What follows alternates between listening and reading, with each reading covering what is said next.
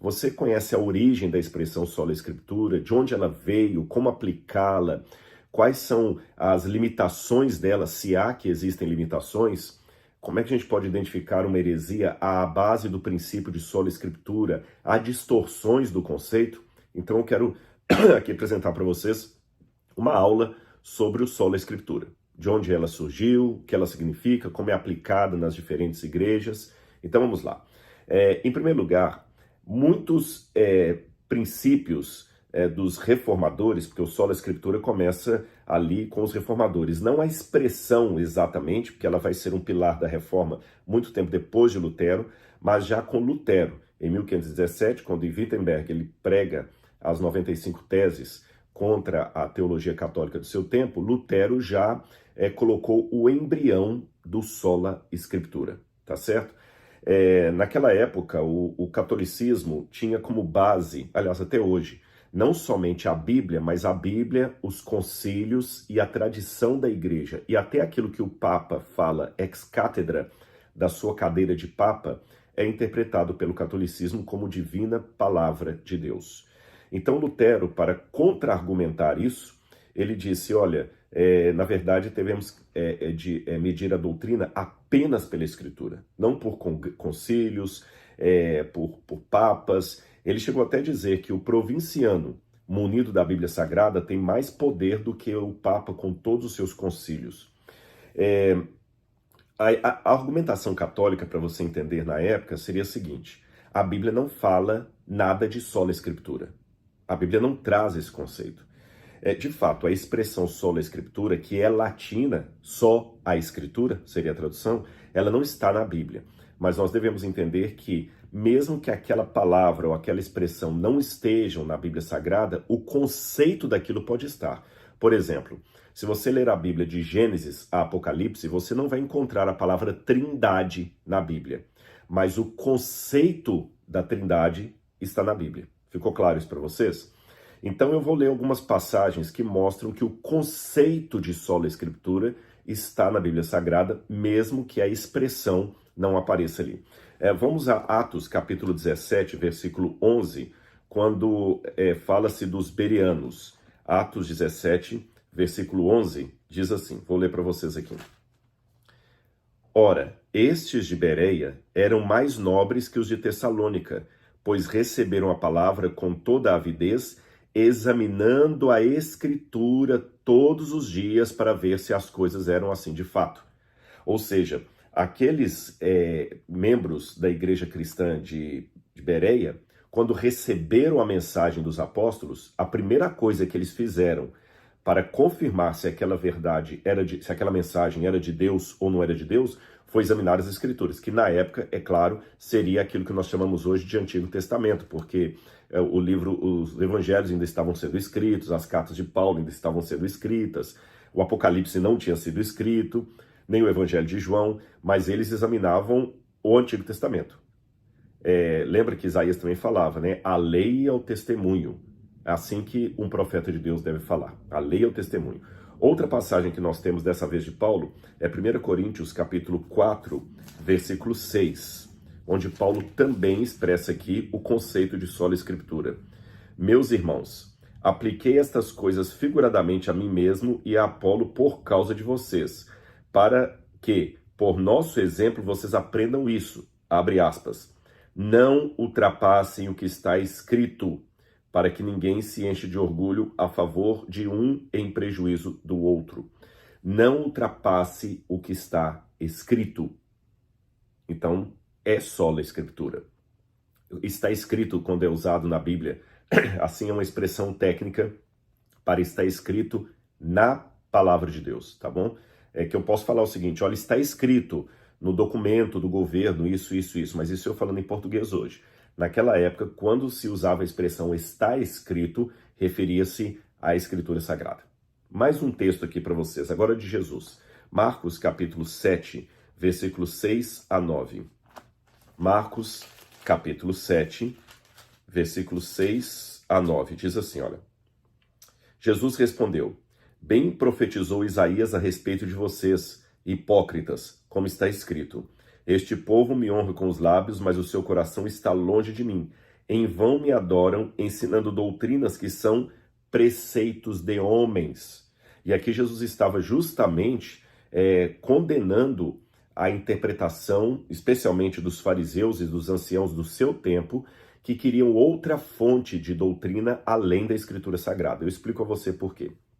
Na época de Jesus, o rabinismo do Segundo Templo já estava desenvolvendo, e, aliás, isso já vinha desde o período pós-cativeiro da Babilônia. Eles estavam desenvolvendo aquilo que chama-se de Pkei Avot, a tradição dos pais. Então, muita coisa eles diziam não porque estava na lei de Moisés ou nos Salmos, mas é porque era a tradição dos pais.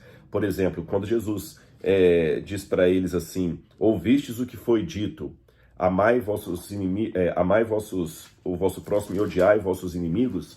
Na Bíblia não fala em lugar nenhum para odiar o inimigo. Aquilo que Jesus está expressando é a tradição.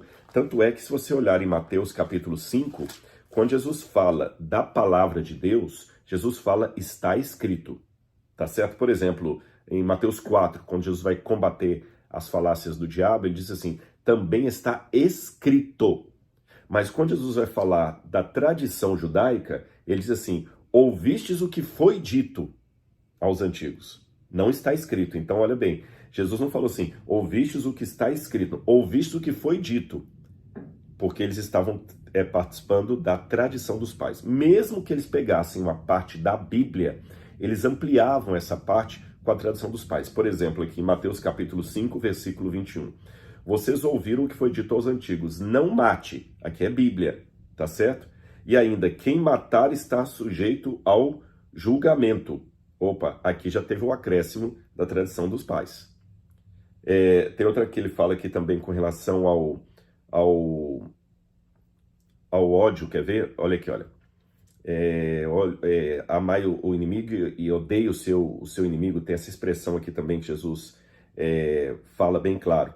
Ou seja, foi dito aos antigos aquilo que está na Bíblia Sagrada e eles acrescentaram com algo que não estava na Bíblia Sagrada. Achei aqui, ó, Mateus capítulo 5, versículo 42. Vocês ouviram o que foi dito, ame o seu próximo e odeie o seu inimigo.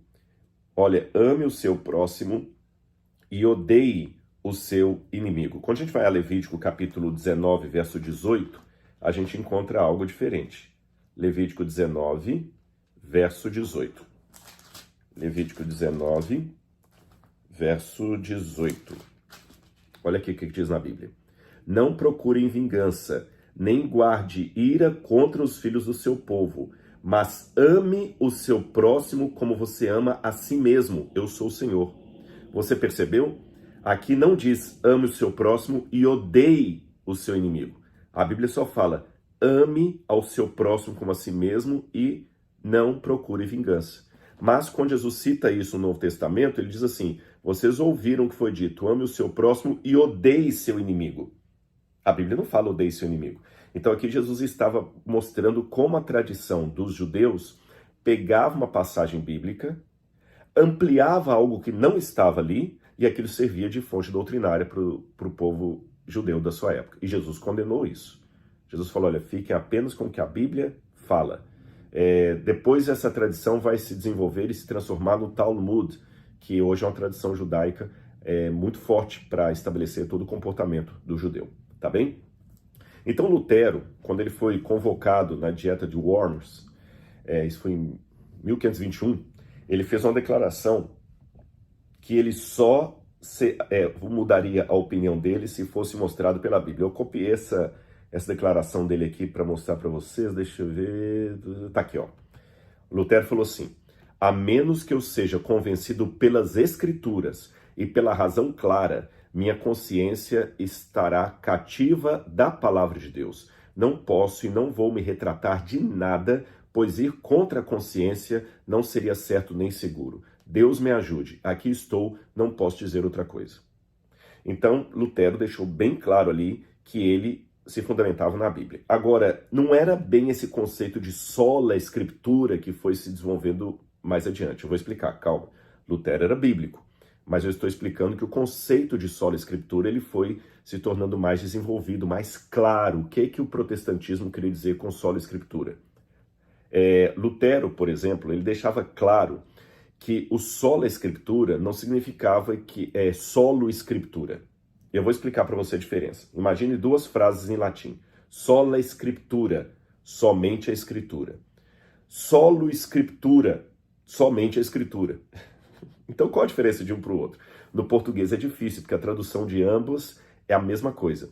Só que quando você fala sola escritura em latim, você quer dizer que a doutrina só pode ser extraída da Bíblia. O sola tem um sentido de procedência, apenas a partir da Bíblia. Esse é o sentido de sola escritura. Agora, solo escritura significa apenas da Bíblia e nada mais. Tá certo? Apenas da Bíblia e nada mais. Qual a diferença de sola para solo escritura? Eu vou dizer para vocês. Por exemplo, se eu disser assim, eu estou num hotel agora. Eu estou mesmo num hotel. Esse barulho que vocês ouviram às vezes é avião passando, que eu estou perto de um aeroporto. Isso é verdade ou é mentira? É verdade. Se eu disser para vocês, estou vestindo uma camiseta preta, isso é verdade ou é mentira? É verdade. Mas isso veio da Bíblia? Não. Qual versículo da Bíblia está confirmando que realmente eu estou de camiseta preta? Nenhum. Então, nesse caso, há verdades que não vêm da Bíblia. Perceberam? Eu não preciso estar inspirado por Deus para falar uma verdade. Estou de camiseta preta. Não teve nenhum ato profético aqui. Eu estou perto de um aeroporto, num hotel. Não há nenhum ato profético aqui. Mas é a pura verdade. Mas essa verdade, eu vou até falar de maneira redundante, por mais verdadeira que seja, ela não pode ser uma verdade doutrinária. Então, a sola escritura significa que ela é a fonte das verdades doutrinárias. O solo escritura seria quase que uma idolatria da Bíblia. Eu só aceito o que está na Bíblia, mesmo fora de doutrina. Mesmo uma coisa que não seja doutrinária, mas se está na Bíblia, eu só aceito lá. Por exemplo, se Jesus falou assim, para reunir os seus escolhidos dos quatro cantos do céu, dos quatro cantos da terra, então é porque a terra é quadrada mesmo. Muitos terraplanistas pegam esses textos para falar assim, não, a Bíblia é a única que traz verdade. Mas a terra ela é global, ela é uma bola achatada nos polos. Não, ela é quadrada porque a Bíblia fala dos quatro cantos da terra. Bola não tem quatro cantos. Então, é a diferença de sola escritura para solo escritura que Lutero já combateu. O solo escritura, que é quase uma idolatria da Bíblia Sagrada, por mais que ele fale que ele não aceita nada, ele não consegue ver de outra maneira, ele acaba distorcendo o sentido espiritual da Bíblia. Por exemplo, os fariseus da época de Jesus eram muito firmados nas escrituras quando faziam declarações, eles eram doutores em escritura. Mas quando o Messias veio, eles não conseguiram perceber aquela verdade espiritual que as escrituras estavam apontando. Tanto é que Jesus falou o seguinte, olha, vocês examinam as escrituras porque dizem ter nelas a vida eterna. Nesse ponto vocês estão corretos. Mas elas testificam de mim e vocês não estão conseguindo me perceber. Então, pessoas que idolatram a Bíblia, que produzem uma bibliolatria, ele pode até ser bíblico, mas de uma maneira distorcida. E ele não consegue enxergar, por exemplo, algo espiritual ali. Está claro para vocês o que eu estou construindo aqui? Agora, mais uma vez, para explicar o conceito de Lutero do sola escritura, que você não vai ficar só com a Bíblia, você tem que entender o trilátero luterano. O que é o trilátero luterano? Embora a tradição só venha da Bíblia, a Bíblia tem que ser interpretada pela própria Bíblia, número 1, pela tradição, número 2, e pela razão, número 3. Isso era Lutero. Por exemplo, até a confissão luterana, quando ela fala lá no livro de Concórdia, que é o livro do credo luterano, ele coloca duas palavras latinas, usa-se muito latim porque era o clássico na época de Lutero, né? Então você tem o quia, que é o porquê em latim, e o quatenus, que na medida em que, e expressa as verdades evangélicas oriundas do trilátero luterano, escritura, tradição e razão. Então, segundo Lutero, a escritura não é necessariamente um argumento contra a tradição. É um argumento contra doutrinas não bíblicas. tá certo? Então, somente isso. Por exemplo, Lutero citava, às vezes, para embasar o seu pensamento, os pais da igreja.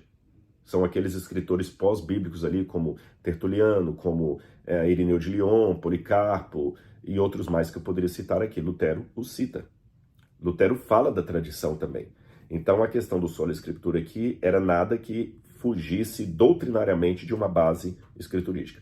A metodista, a teologia metodista wesleyana já vai falar de um quadrilátero, porque eles falam da escritura, como Lutero, da tradição, da razão e da experiência espiritual.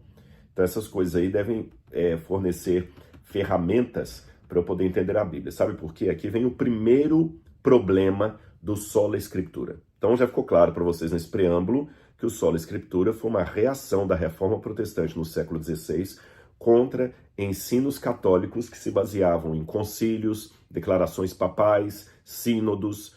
Sínodo é diferente de concílio. O concílio é mais geral, é mais ecumênico, como eles falam, não no sentido de várias religiões, mas que pega várias áreas, e o sínodo é mais localizado. O que o Papa fala ex cátedra é doutrina, então a Bíblia estaria dentro desse bojo da tradição da igreja. E a Reforma Protestante dizia que não. Por exemplo, havia o ensino das indulgências, de venda de indulgências e outras coisas mais, lá de John Tetzel. É uma história que vale a pena você conhecer. Mas aí vem o primeiro problema teológico. Quando eu falo problema teológico, são perguntas que o teólogo vai fazendo à medida que algo é sistematizado. Todos os teólogos fazem perguntas.